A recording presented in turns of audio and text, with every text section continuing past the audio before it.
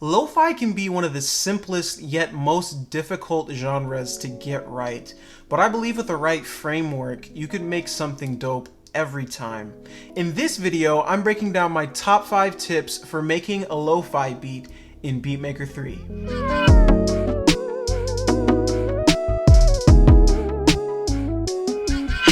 Welcome back, creatives. Jahrell here. You know, the more time goes by, the more and more I find myself listening to lo-fi and chill hop, and it's pretty much all I listen to these days. And for years, it has been the one genre that has been really difficult for me to emulate organically. Something that I never want to do is just copy someone's beat because I like the way it sounds and I want to sound like them. My creative process when it comes to making beats of various styles involves a lot of active listening and really internalizing the creative and technical elements until it really feels organic to function creatively within that genre. So, full disclosure, I am not the leading expert in lo-fi, but after much study and practice, I believe I've come up with 5 solid guidelines to help you nail that vibe every time. Number 1, find the right drum samples. I am a firm believer and user of Splice. That's where I get most of my sounds, and it's really important that you focus on the percussion sounds that you get. You can search lo-fi in Splice if you have Splice, and you can find a lot of really good sounds. Another thing is, don't feel like you have to get a pack of lo-fi sounds specifically from Splice. Use sounds that you like, and you can tweak them in your DAW of choice to get them to sound the way you want. But if you're really just looking for that classic lo-fi sound, find some good samples that are geared towards that, and Splice is a good resource. Number 2, don't quantize. Now, different people feel different ways about this. I am a firm believer in quantizing whenever I can. I quantize a lot most of my beats, but when it comes to making lo-fi hip-hop, there's something that just won't feel natural if you quantize everything. At least the drums need to be as raw as possible. Not saying that drums that are quantized will never sound right, but if you go the non-quantized route, you're going to get more of an organic feel when you play things in on the pads. Which brings me to a bonus point. You're going to want to play your drums in. Don't try to click them in and stagger them and all that. I would play them in. And then after you've played them in, if you need to make adjustments, you can. But don't start by clicking in. Play them in on the pads. Number 3. This is geared more towards my BM3 folks, but it works in just about any program. Use SV filter. So that's what it's called in BEATMAKER 3. What this is essentially just a low pass filter that rolls off some of the highs, which is hugely important for lo-fi sound. So lo-fi stands for low fidelity, which has to do with the range of frequencies that are being heard in the music. That's an important element. So if you've got too much in the very high range, you need to roll that off. Number 4, keep it simple. Keep it simple and focus on harmony. Don't try to do too much melodically. You don't have to make a lot of intense melodic lines. Don't overthink things. Find some really good chords. Play some good chords. Move your fingers around, experiment. But once you got a good set of chords, don't be afraid of repetition. And that's something that I've had to learn because I'm somebody that I don't want it to get old. But when it comes to lo-fi, people that are listening, they're expecting that repetition and it sounds good. If the track is interesting enough, they'll enjoy it. So keep it simple, focus on harmony. Tip number 5, add some grit. And there's a couple different ways to do this. So in BEATMAKER 3, there's lots of different plugins that you can use. One that comes to my mind is Lo-Fly Dirt, that you can add a lot of effects that make it sound old or grainy with like record static and stuff like that. But another way to do it is to just get some texture tracks and add them in. You can get those from Splice as well, or wherever you get your samples. I just know in Splice there's a lot of textures that you can just lay underneath, bring the volume down, and just loop them over and over, and it adds so much, but it's so subtle you almost don't even notice it's there. So with those 5 things in mind, let's go ahead and jump into BEATMAKER 3 and make a dope lo-fi beat. All right, so the first thing I'm doing is go ahead and setting my tempo. I'm going to go with 80 here. Next, let's add some audio tracks so we can get my samples dragged in. I've got an atmospheric sample that I believe I got from Splice.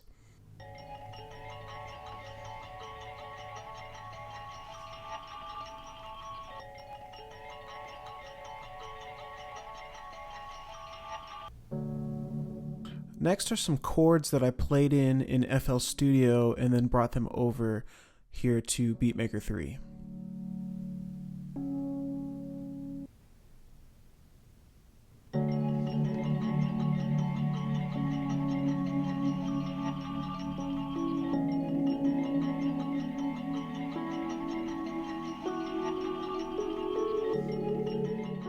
Just getting my levels set with my first two samples.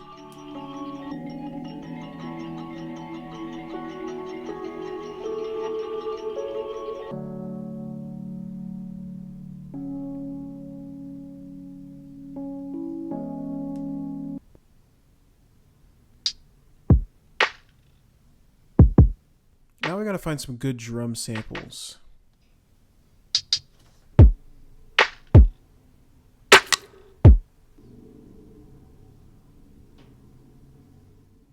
Alright, and this is the background sounds that I was talking about from Splice. This is the static and grain that you can add.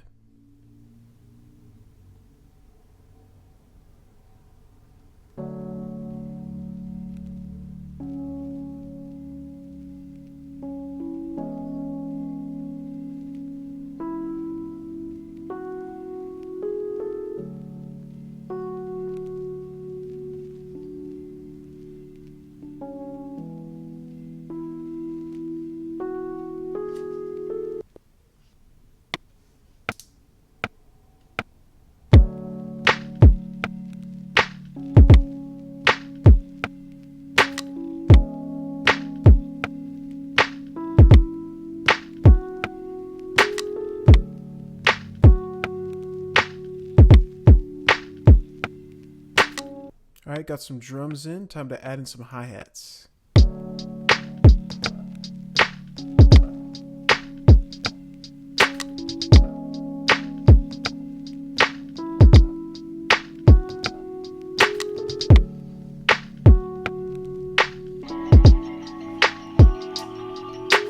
Starting to come together.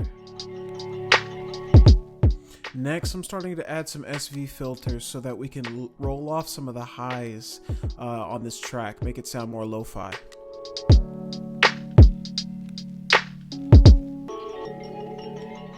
You're going to see it make a really big difference here when I add it to the drums.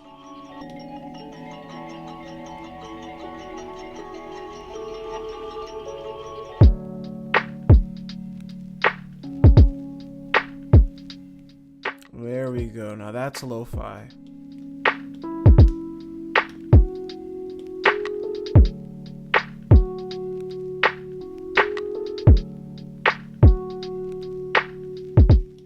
Starting to get some formatting here.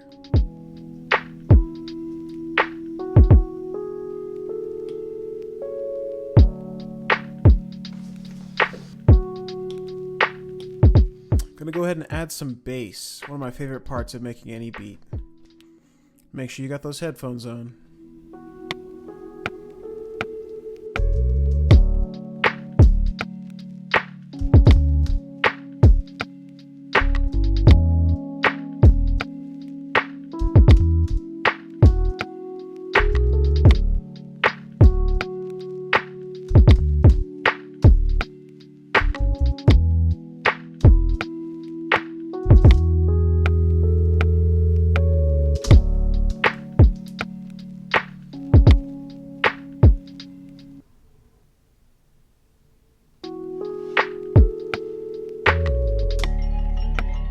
I added this atmospheric section as contrast to what I did so far, adding some long bass here.